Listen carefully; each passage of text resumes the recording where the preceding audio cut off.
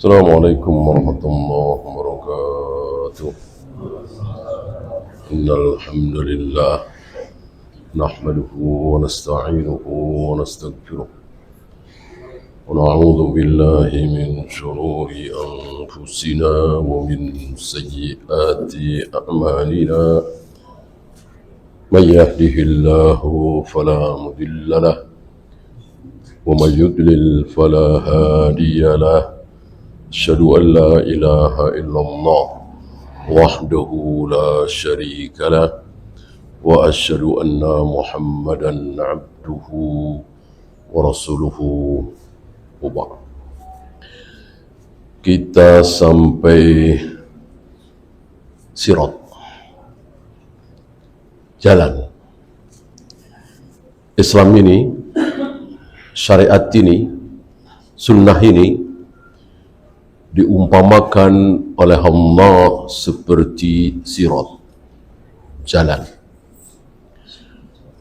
karena ada tujuannya.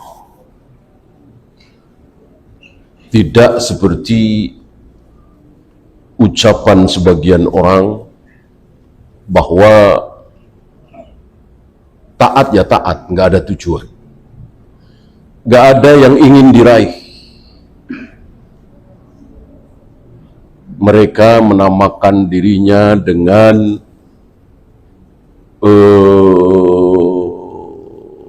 perbuatan mulia. Kami nggak punya tujuan apa-apa. Pokoknya berbuat baik di muka bumi.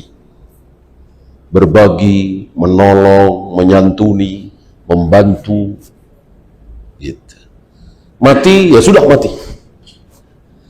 Dalam Islam tidak ada tujuan. Di sebuah tempat, yang tempat itu keindahannya, kenikmatannya, kelezatannya belum pernah terlihat oleh mata, belum pernah terdengar oleh telinga, belum pernah terbayangkan di hati siapapun.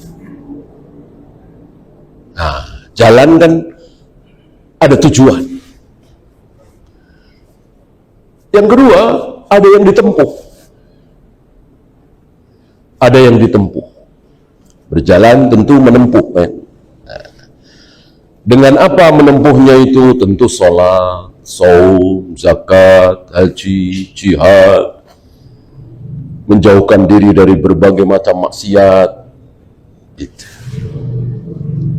Ini berbeda dengan orang-orang batiniyah. Mereka tidak menempuh jalan kecuali yang bermanfaat di dunia. Apa tadi? Berbagi, membantu, menolong orang yang kesusahan, membela orang yang dizalimi. Ini bermanfaat. Adapun ruku, sujud, i'tidal, apalagi melempar jumroh, mencium hajar aswad, apa manfaatnya? Nggak perlu itu. Adapun Islam tidak seperti itu. Dan mereka sebagian mengaku Islam, kaum batiniyah itu. Jadi yang penting batinnya. Gitu ya. Ketika mereka diajak sholat, mereka menjawab, sholat tidak harus ruku, tidak harus sujud, tidak harus di masjid. Kami setiap hari, setiap saat sholat. Ini kelompok sesat, aliran kebatinan. Siratul ladina an'amallahu alaihim. Jalan ini sudah ada yang menempuh, sudah ada yang meniti. Jadi bukan jalan yang baru, bikinan seorang kiai, seorang ulama mazhab Imam Syafi'i, tidak.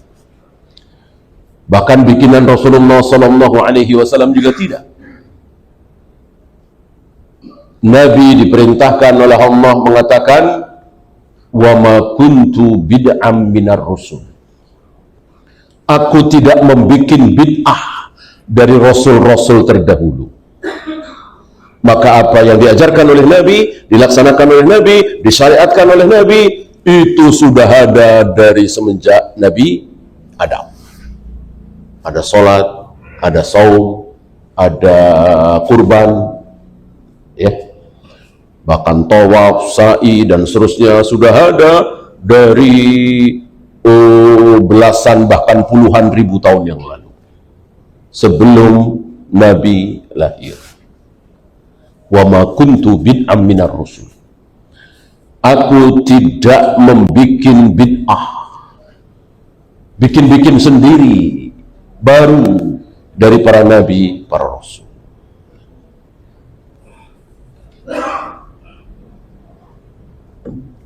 Oleh karena itu, kalau ada yang baru diterangkan. Kalau nggak diterangkan, berarti itu bukan hal yang baru. Ada memang, nggak banyak, baru. Apa? Masih ingat?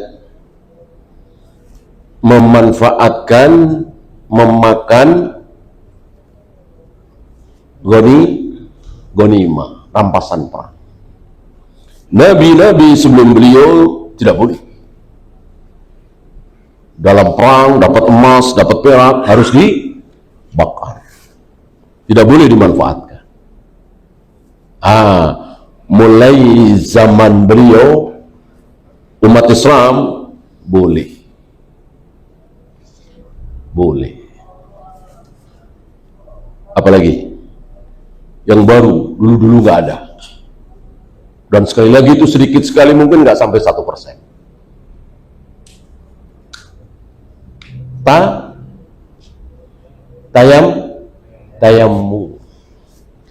Tayamum belum pernah ada di zaman dahulu kala. Tayamum, syariat tayamum di muka bumi dimulai, diawali oleh hilangnya kalung Aisyah. Awalnya Aisyah dicaci maki, gara-gara Aisyah ini, gara-gara para sahabat termasuk Nabi mencarikan kalung Aisyah ini dalam perjalanan, ya, safar. Setelah itu Aisyah dipuji-puji, karena setelah kalungnya Aisyah hilang itu, nyari-nyari terus, mungkin berjam-jam kali ya, sampai datang waktu sholat, sementara nggak ada air di dalam perjalanan. Nabi tidak sadarkan diri. Biasa beliau kedatangan wahyu. Turun surat Al-Maidah ayat 6 ini. Fatayammamu sa'idan thayyiba. Bertayamumlah dengan debu tanah. Ya, cukup dengan mengusapkan tanah ke wajah dan punggung telapak tangan. Sebelum itu belum pernah ada. Berarti wudu ada, azan, qomat, sholat, saum udah jelaskan. Maka di sini dikatakan siratul ladzina an'ama Allahu alaihim, bahwa jalan ini, syariat ini, Islam ini telah ditempuh oleh orang-orang yang diberi nikmat oleh Allah. Diberi nikmat oleh Allah. Bukan diberi kekayaan, bukan. Kekayaan belum tentu nikmat, gitu ya. Bukan diberi kesehatan belum tentu nikmat, maksudnya nikmat yang hakiki. Badan yang kuat seperti kaum Ad, kaum Samud, badannya luar biasa, masuk bangsa Jabbari. Tapi bukan mereka yang dimaksud di sini yang telah diberi nikmat oleh Allah. Karena nikmat di sini betul-betul nikmat terbesar, nggak tanggung-tanggung. Siapa? Minan nabiyyin was-siddiqin wasyuhada wassalihin. Ada 4 golongan. Siapa golongan tertinggi manusia yang diberi nikmat oleh Allah, nikmat terbesar? Para nabi. Adakah selain para nabi yang mendapatkan nikmat terbesar? Enggak ada. Nikmat terbesar di muka bumi adalah menjadi nabi. Sementara berapa banyak nabi yang hidupnya sengsara, miskin, terlunta-lunta, bahkan dibunuh, ya, dibunuh. Di negeri Antiokhia itu tiga nabi sekaligus dibunuh. Siapa yang membunuh? Siapa kebanyakan yang membunuh para nabi, para rasul? Yahudi. Al-Quran menjadi saksi.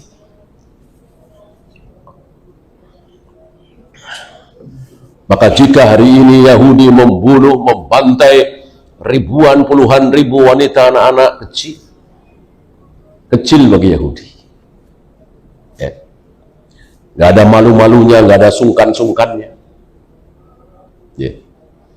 Sementara orang Buddha, orang Hindu, bahkan orang ateis dan seterusnya mengecam. Yahudi memang luar biasa. Zalimnya, bejatnya, ngeyelnya, buruknya, zalimnya luar biasa, sampai dicap oleh Allah al-maghdubi alaihim. Jika mereka tidak al-maghdubi alaihim, tidak dimurkai, tidak bejat, tidak zalim, tidak bengis, sedih kita. Berarti Al-Quran salah, ya. Maka dengan mereka bengis, kejam, biadab, menunjukkan kebenaran Al-Quran. Nggak mungkin Al-Quran salah, ya. Maka demo, protes, menghujat ini itu percuma. Yahudi tidak mempan, diprotes, di demo, di ini, di itu, ya.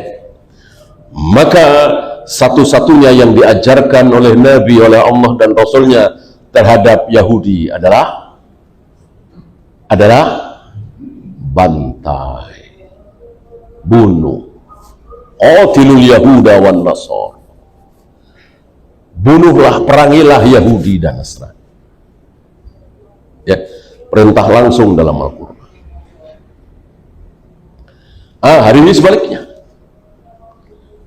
Karena kaum muslimin tidak melaksanakan perintah Allah, tidak mau membantai mereka, membunuh mereka, ya mereka yang membantai, mereka yang membunuh. Maka tinggal pilih. Kaum muslimin terhadap Yahudi itu tinggal pilih. Mau Yahudi yang dibantai, apa Yahudi yang membantai. Keadaannya seperti itu, ya. Tidak mungkin Yahudi dengan kaum muslimin hidup berdampingan, berdamai, sama-sama kuat, sama-sama kaya, enggak. Kecuali mereka terpuruk, kaum muslimin jaya. Seperti terjadi 1300 tahun, ya. Selama 1300 tahun kira-kira mereka terpuruk, terjajah, rendah, kaum muslimin jaya, ya. Dari mulai perang terakhir kaum muslimin dengan mereka, perang Khaybar, sampai 1900 sekian itu, ya, gerakan Zionisme itu, Theodore Herzl. Nah, antara masa waktu itu 1300-an kira-kira, mereka nggak punya apa-apa, nggak punya negara, nggak punya tempat, tersebar mereka. Semenjak kekalahan mereka dari kaum muslimin dalam perang Khaybar. Mungkin antum masih ingat bagaimana Yahudi miskin, compang-camping, penjual minyak, bertemu, berdialog dengan Qadil Qudah, qadinya para qadi, Ibnu Hajar Al-Asqalani, penulis Fathul Bari. Keadaannya jauh. Ibnu Hajar karena memang hakimnya para hakim, penguasa, ulama yang ditopang oleh penguasa, kaya raya, parlente, kendaraannya kuda bagus dan seterusnya. Sementara si Yahudi ini miskin, compang-camping, penjual minyak. Ya. Begitu keadaannya. Kemudian wasiddiqin, orang-orang siddiq. Kalau Nabi, insya Allah kita semua tahu ya, Nabi termulia adalah Nabi Muhammad SAW. Jumlah mereka 124.000 ya kira.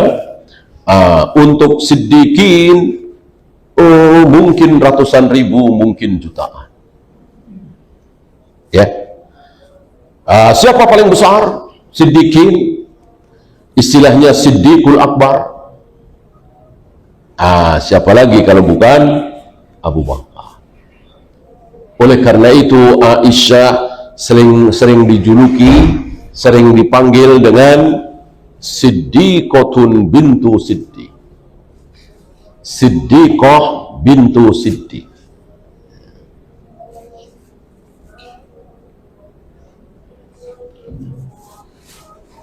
Dan ketika Aisyah menang debat, ya, menang ucapan, berantem mulut, ya biasa ya, sesama istri.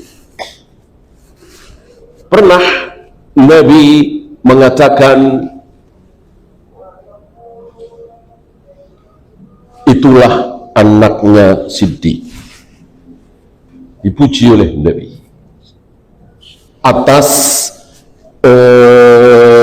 kepintaran Aisyah. Ya. Hanya tidak disebut di riwayat itu seperti apa ucapan Aisyah itu. Ya. Ketemu di sini dua orang. Yang pertama Rasulullah SAW, yang kedua Abu Bakar. Kemudian wasyuhada, orang-orang yang mati syahid. Ini kelompok ketiga dari orang-orang yang telah diberi nikmat. Kalau para nabi 124.000, kalau Siddiq mungkin jelas lebih dari itu, mungkin 1 juta lebih. Kalau syuhada barangkali belasan atau puluhan juta. Ya. Nah, siapa orang mati, orang syahid, disebut syahid, syuhada, padahal masih hidup. Biasanya orang mati syahid, ya namanya mati syahid, ya mati. Dalam perang Badar, dalam perang Uhud, dalam tertolimi dan seterusnya, mati.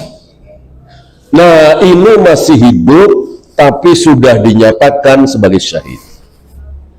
Kalau Hamzah kan sudah meninggal, Mus'ab bin Umair sudah meninggal, dinyatakan syahid oleh Nabi SAW. Dua orang ini masih hidup, tapi sudah dinyatakan syahid oleh Nabi. Siapa? Umar dan Utsman. Umar dan Utsman. Ketika mereka berempat, Nabi, Abu Bakar, Umar, Utsman, berada di atas gunung Uhud. Mungkin menjelang perang Uhud ya. Tiba-tiba gunung Uhud itu berguncang seperti gempa bumi. Satu hal yang sangat aneh tentunya. Kalau gunung Merapi, gunung Galunggung di negeri kita nggak aneh, karena ya gunung berapi ya, istilah kita gunung gunung masih hidup gitu, aktif. Nah, kalau gunung Uhud kan batu, bergerak dari mana? Ya, tentu ini kehendak Allah, Allah yang menggerakkan. Langsung Nabi mengatakan, usbut ya Uhud, diam engkau wahai Uhud, fa inna fawqaka al-yawm an-nabi was-siddiq wasyahida. Karena di atasmu sekarang ini sedang ada seorang nabi, seorang siddiq, dan 2 orang syahid. Beliau Abu Bakar, Umar, Utsman. Dan betul, dua-duanya akhirnya syahid. Yang pertama ketika mengimami salat, yang kedua ketika menjelang detik-detik menjelang berbuka puasa. Diawali oleh kepungan. Tak berapa ribu kaum muslimin yang tertipu oleh Abdullah bin Sabah, si Yahudi yang pura-pura masuk Islam ini, menggerakkan kaum muslimin dari Syam, dari Irak, dari Mesir, mengajak mereka umrah, tetapi berakhir dengan pengepungan rumah Utsman bin Affan. Panjang kisahnya, intinya bahwa sunnah demo pertama dalam Islam ini, sunnah sayyi'ah, menghasilkan terbunuhnya manusia termulia hari itu. Orang nomor 1 hari itu, kan Rasul, Abu Bakar, Umar sudah wafat. Manusia termulia adalah Utsman.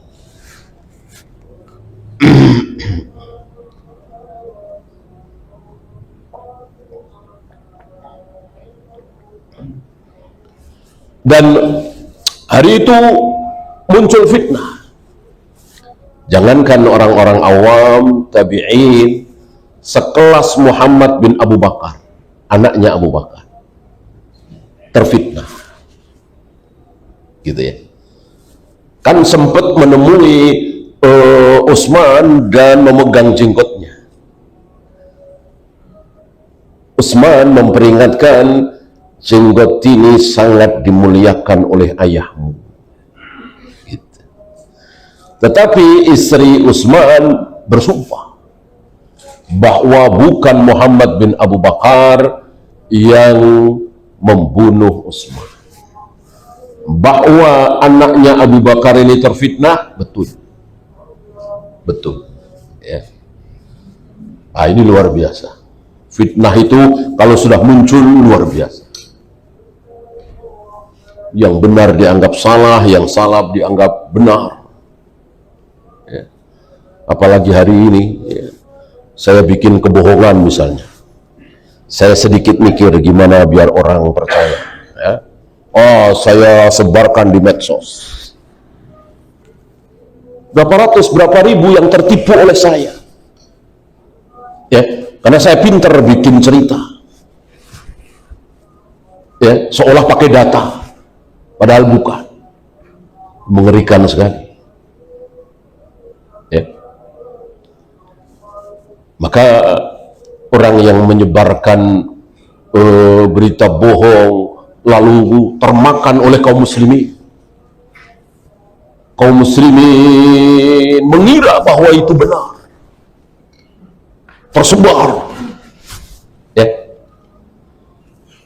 Orang ini akan diapakan? Masih ingat? Ancaman bagi orang seperti ini.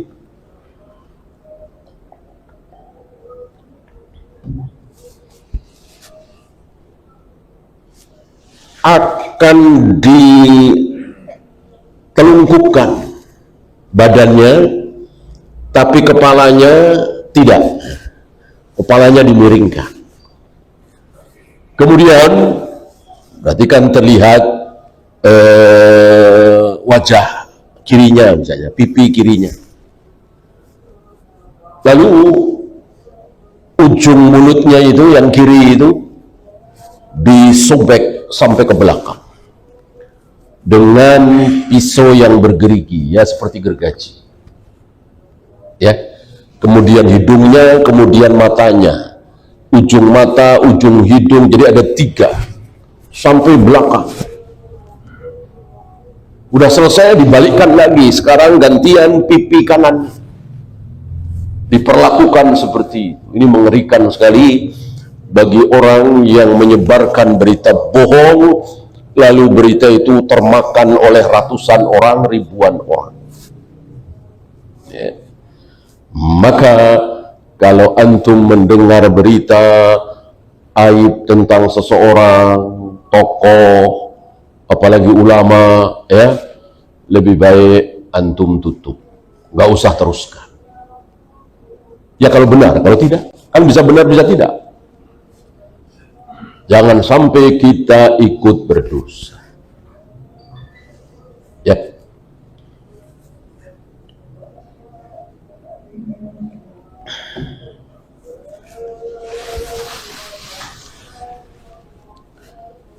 Yang terakhir, yang keempat, as-salihin, orang-orang saleh. Siapa orang-orang soleh? Jutaan, mungkin miliaran. Nah, siapa yang paling soleh? Setelah 4 orang itu, tentu Ali, Zubair, Talha, Abdurrahman bin Auf, terus para sahabat. Ya. Maka ketermurah siratal ladzina an'amallahu alaihim, jalannya orang-orang yang telah diberi nikmat oleh Allah adalah jalannya siapa? Jalannya Rasul dan para sahabat. Ada lagi kemungkinan lain? Nggak ada. Nggak ada. Oh, jalannya si Anu, jalan enggak. Cuman itu. Jadi kalau ingin melihat jalan yang benar sampai surga, cuman itu. Hanya jalan yang pernah ditempuh oleh Rasul dan para sahabat. Kalau toh kita bawa Imam Syafi'i, Imam Bukhari, Imam Malik, dan seterusnya, ya mereka dalam rangka mengikuti Rasul dan para sahabat. Nggak mungkin mereka tidak mengikuti Rasul dan para sahabat. Disinilah muncul kaidah besar dalam menilai sesuatu itu benar atau salah. Ketika ini dianggap syariat, apa kaidah itu? Lau kana khairan nasabakuna alaih. Kalau itu benar, hak, berpahala, pasti sudah dilakukan oleh para sahabat. Sayang kaidah ini tidak diterima di hati kaum muslimin secara mayoritas.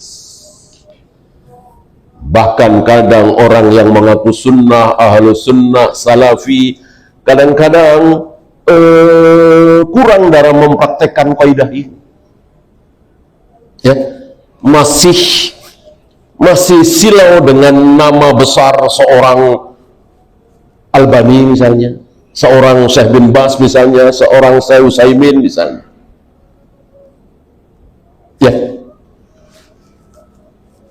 Ya, yang di depan mata kita saja, ya. Ya, kita katakan depan mata karena kita semua tahu apa yang terjadi di Masjidil Haram, apa yang terjadi di Masjid Nabawi. Mereka berjamaah salat tarawih dalam semalam itu 2 kali. Tentu pertanyaan yang mudah. Adakah ini pernah dicontohkan oleh Rasul dan para sahabat? Berjamaah salat tarawih qiyamul lail 2 kali dalam semalam. Gitu ya. Kalau nggak ada, gimana kaidah tadi? Tidak mengamalkan tidak menggigit dengan gigi geraham. Mestinya gigitlah dengan gigi geraham. Ya. Dan lain-lain. Di mana kaum muslimin mengamalkan, sementara itu tidak pernah diamalkan oleh para sahabat.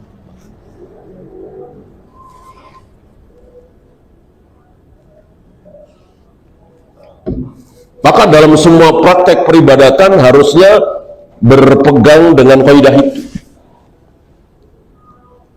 Ya, kita lihatlah beberapa masjid yang dibangun oleh hewan-hewan kita salaf, itu suka ada kayu-kayu sutro buat sholat.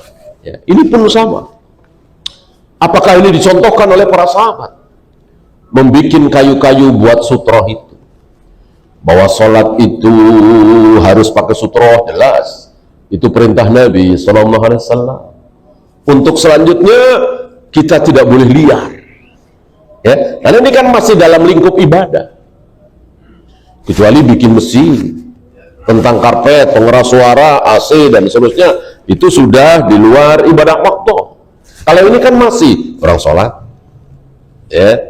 Nah, mestinya ada pertanyaan, apakah membikin sutra sholat dengan kayu-kayu itu dilakukan oleh para sahabat? Kalau iya kita ikuti, kalau tidak jangan. Ya.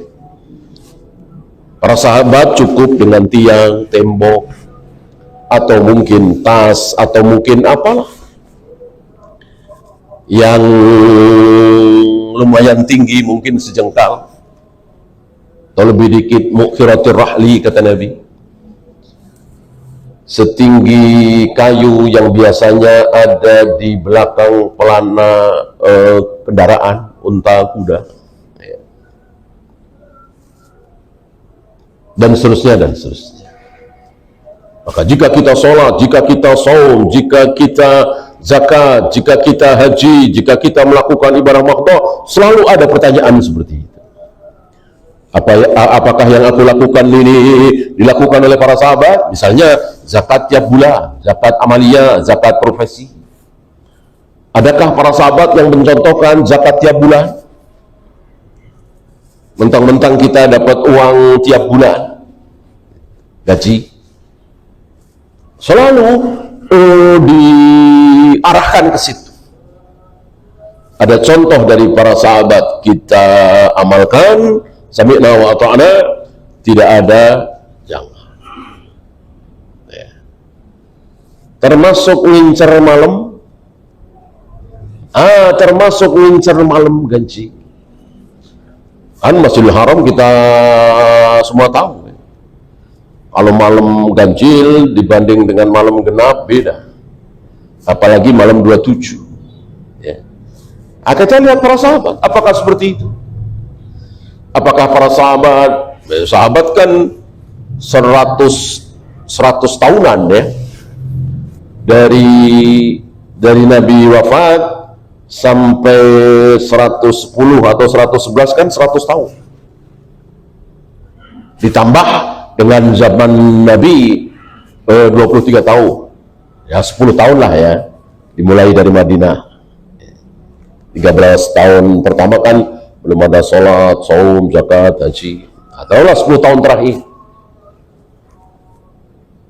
Berarti kira-kira selama 110 tahun, adakah riwayat di Masjid Nabawi kalau malam genap biasa-biasa saja, kalau malam ganjil penuh sesak? Kalau tidak ada riwayat, kita tidak usah bincang. Artinya, ketika kita fit, nggak ngantuk, sehat, ya itikaf walaupun malam genap. Sebaliknya, walaupun malam ganjil tapi kok sakit, badan kurang fit, terlalu lelah, ya jangan dipaksain, namanya juga nggak wajib, gitu ya.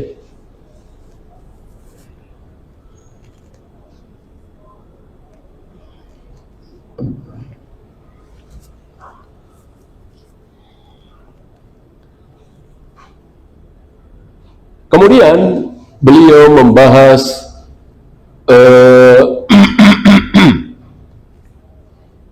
jalan Allah. Ini luar biasa beliau ya.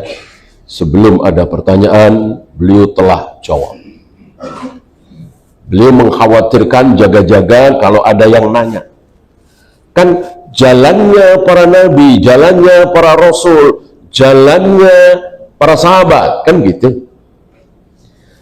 Kenapa di surat Asy-Syura kok jalannya Allah? jalan Allah. Ya, gimana ini? Kalau jalannya para nabi, jalannya para rasul, jalannya para sahabat adalah yang ditempuh oleh para nabi, para rasul, para sahabat, berupa sholat, berupa saum, berupa zakat, haji, jihad, dan seterusnya. Lah kalau jalannya Allah gimana? Maksud Allah sholat, Allah saum, ya? Itu ada di surat Asy-Syura ya, 52-53 saya bacakan. Wa innaka latahdi ila siratim mustaqim. Wahai Muhammad, sungguh engkau memberi petunjuk menuju jalan yang lurus. Antum jangan bertanya, bukankah yang bisa memberi petunjuk hanya Allah? Kok di sini dikatakan wahai Muhammad, engkau bisa memberi petunjuk ke jalan yang lurus? Ya, insya Allah ini sudah sering kita bahas. Jangan sampai antum salah paham. Kita nggak bahas itunya, tapi bahas ayat selanjutnya.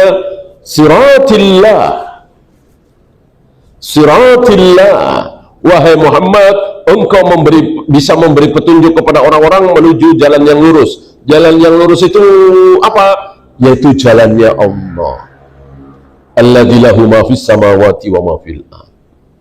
Allah yang memiliki seluruh apa yang ada di langit dan seluruh apa yang ada di bumi. Gimana nih jalan Allah? Masa Allah menempuh jalan juga? Gimana jawabnya?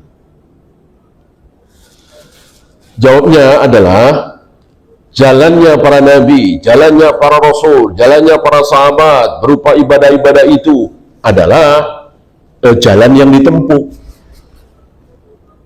Jalan yang ditempuh. Adapun jalan Allah adalah jalan yang dibikin oleh Allah. Kan yang mensyariatkan sholat, saum, zakat, haji, jihad, dan seterusnya siapa? Allah kan? Yang menempuh, yang melaksanakan siapa?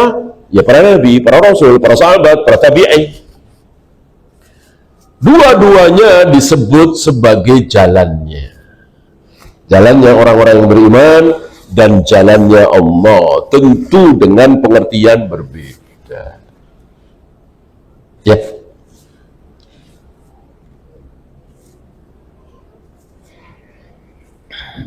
Jadi di sini maksudnya apa? Di sini maksudnya apa? Kita harus tahu. Jangan seperti robot, ya. Pokoknya seperti itu. Ya.